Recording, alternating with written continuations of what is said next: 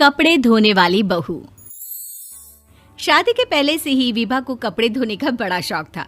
कभी नल के नीचे तो कभी तालाब के पास। अरे मेरी नीली वाली लुंगी नहीं दिख रही है। विभा की अम्मा, कहाँ रखी है लुंगी? अरे वो तो विभा ने परसों ही धोकर रखी थी आपकी अलमारी में, देखो वहीं होगी। वो ना मैंने आज धो दी, मुझे लगा कि गंदी हो गई होगी। अरे कैसे गंदी हो गई थी? उसे तो मैंने पहना भी नहीं। हे भगवान, इस लड़की के कपड़े धोने की आदत से परेशान हो गया हूँ मैं। जितना तो घर में राशन नहीं आता, उससे कहीं ज्यादा डिटर्जेंट पाउडर का खर्चा है। इसकी शादी करवा दो, शादी जाए अपने घर में ही करे काम, फिर चाहे घर के कपड़े धोने हो या पूरे गांव के। हाँ ठीक बोल रही हूँ, देखता हूँ मैं कोई लड़का। वो दिन भी आ जाता है जब विभा को देखने लड़के वाले आ जाते हैं। लड़की मुझे अच्छी लगी। होने वाली सास कहती है, बेटी अगर कुछ पूछना है तो पूछ लो।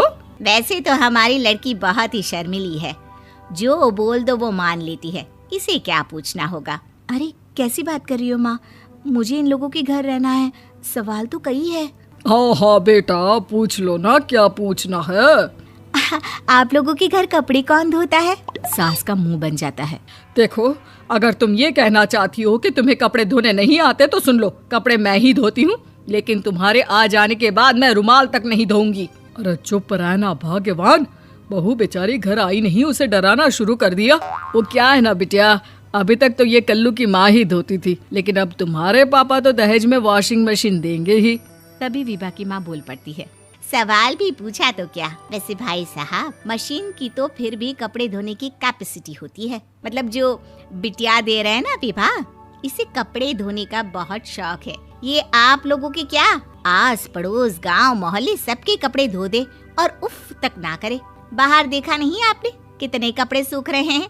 सब हमारी बिटिया ने ही तो धोए हैं। बस भी करो ना माँ, शर्म आ रही इतनी तारीफ सुनकर।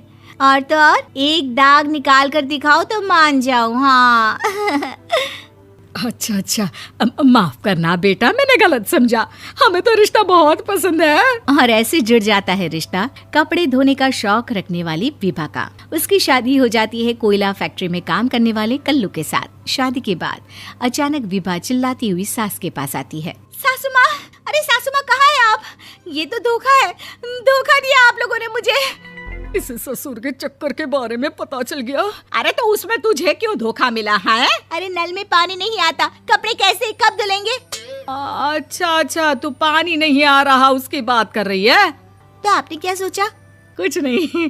अच्छा, तेरी माँ ने कहा था कि कपड़े धोने का शौक है तुझे, याद आया मुझे। शौक बोलकर कपड़े धोने वाले मेरे जुनून को कम ना आके सासू माँ, कपड़ा धोना मेरा गुरूर है। तभी पति भी वहाँ आ जाता है। अभी मैंने इसे सनी देओल की फिल्म दिखाई है, उसी के डायलॉग मार रही है माँ। अच्छा सुन, साफ साफ बता रही हूँ, पानी सुबह 4 से 6 और शाम को 10 से 12 आता है, समझी? विभा टाइमिंग सुनकर हैरान हो जाती है। ये क्या भूतों का मोहल्ला है? सुबह 4 बजे उठकर कौन कपड़े धोता है? 4 बजे टंकी में पानी जाता है, फिर सारा दिन धोना ना, किसने मना किया? अरे कैसी बात कर रही हैं? 200 लीटर की टंकी में कितने कपड़े धो लूंगी मैं? सुबह ही उठ जाऊंगी मैं। अब क्या था, विभा सुबह 4 से लेकर रात के 12 बजे तक कपड़े ही धोती रहती। एक रोज सास पड़ोस से निकलकर कहीं जा रही होती है कि साथ वाली कहती है, हाँ कल्लू की माँ, जरा ये बताओ कि 2 साड़ी है, 2 ब्लाउज और एक पेटीकोट और एक नाड़े वाला लंबा कच्छा। हाँ तो? अरे तो क्या, कितना लोगी धुलाई ये बताओ। धोबन दिख रहे हैं हम क्या? हमारे पति सरकारी नौकरी से अभी रिटायर हुए हैं और बेटा सुपरवाइजर है कोयला फैक्ट्री में। धोबन समझ रखा है हमें? हाय रे कल्लू की अम्मा, माफ कर दो, वो तो मोहल्ले में यही सब बता रहे थे कि तुमने बहू को कपड़ा धुलवाने के काम में लगा दिया है। सास को पड़ोसन की बात सुनकर गुस्सा आ जाता है। वो घर पहुंचती है जहां घर के बाहर ही इतने सारे कपड़े सूख रहे होते हैं जितने कि किसी धोबन के घर पर। अरे ओ कल्लू की दुल्हन, बाहर निकल। माँ जी यहीं आ जाओ, बाथरूम में चादर धो रहे हैं हम। अरे अभी हम धोते हैं, तुमको बाहर निकलो। ये आस पड़ोस वाले बोल रहे हैं कि हम बहू से कपड़े धुलवा कर उसे कपड़ा धोने वाली बना दिए हैं। अरे छोड़ो ना माँ जी, किन लोगों की बातों में आती हो?